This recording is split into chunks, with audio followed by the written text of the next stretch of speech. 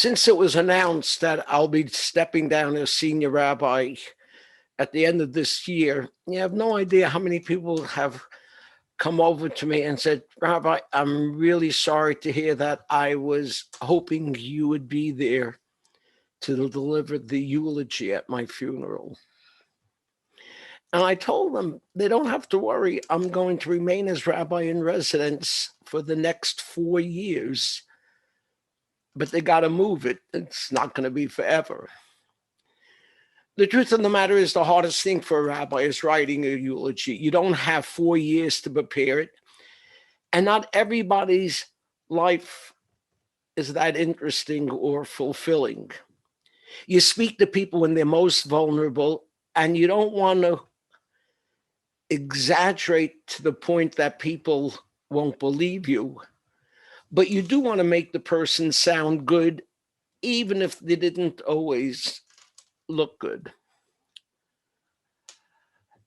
Delivering a eulogy is so important that it's one of the things that our forefather Abraham introduced to this world. It's right there in this morning's Torah reading of Chayei Sarah. We hear that our matriarch Sarah passed away. And we are told that Abraham came lispod l'Sarah, live kosa, to eulogize her and to cry for her.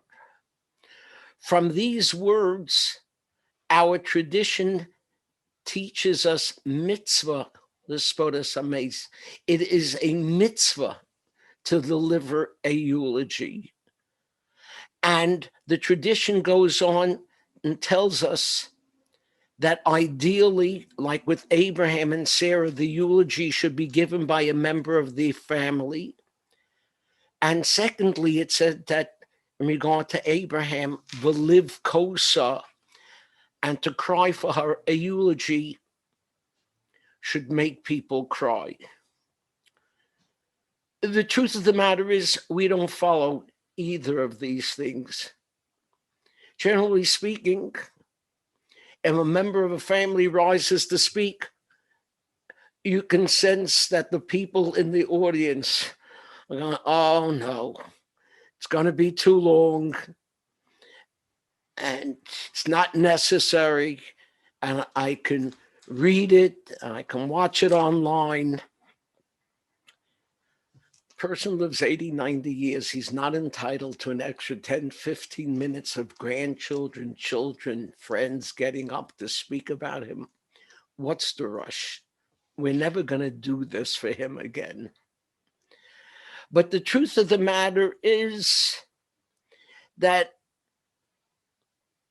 many times now, we don't deliver long eulogies, and we don't deliver eulogies that evoke tears, because oftentimes a person lived so long and the last years were so difficult that there's already been enough crying. In some ways, the family has already sat shiva.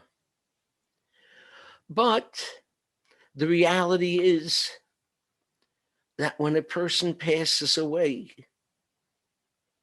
they should be eulogized, not like someplace in Texas where I read of that there's a drive-in funeral home.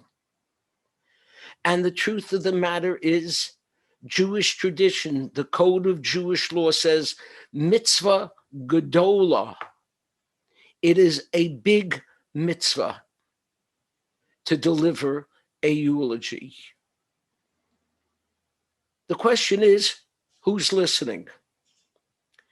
And you should know there's a debate in Jewish tradition. Is a eulogy delivered to honor the living, or is it delivered to honor the dead? We believe the dead hear what is spoken. And so if a person says he doesn't want to have a eulogy, we have to listen to him. But when there is a eulogy, what is there to say? And here we have to be careful, because I read of a minister who got up and delivered a eulogy, and he did something that every rabbi, priest, and ministers have wanted to do at some time in their lives. He told the truth. He told the whole truth and nothing but the truth. He is Reverend Scott Mansfield of New Mexico.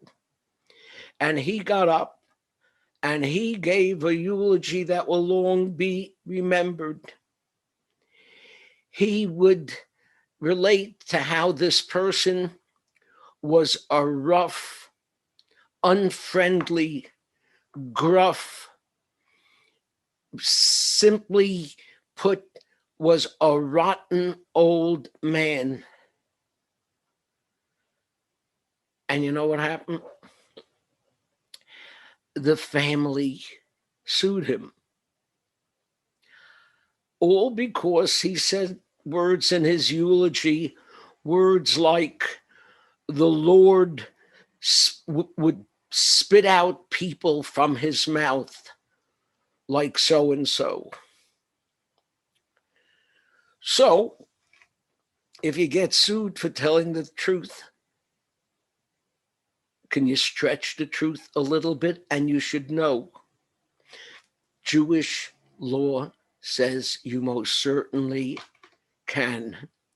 It says that you can stretch the truth a little bit. And I have a feeling most every rabbi, minister, or priest has done that at some point in his life. We had a member of our congregation, I loved him.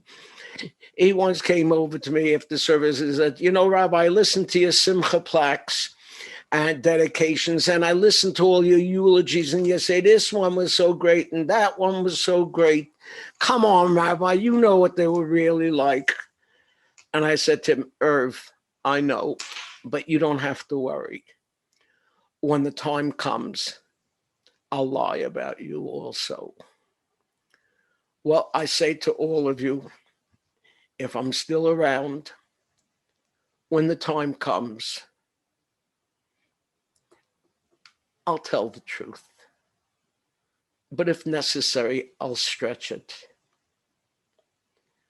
But what I have to say depends on you. Because one thing I want to tell you, the eulogy doesn't last. You know what does last? The words that are written on the tombstone. And if you look at tombstones, you will see none of them make mention of someone as being famous or well-known or charitable or powerful. It says things like loving husband, devoted father, loving grandfather. That's the way we're really going to be remembered. So when you think about it, I don't write the eulogy. You do.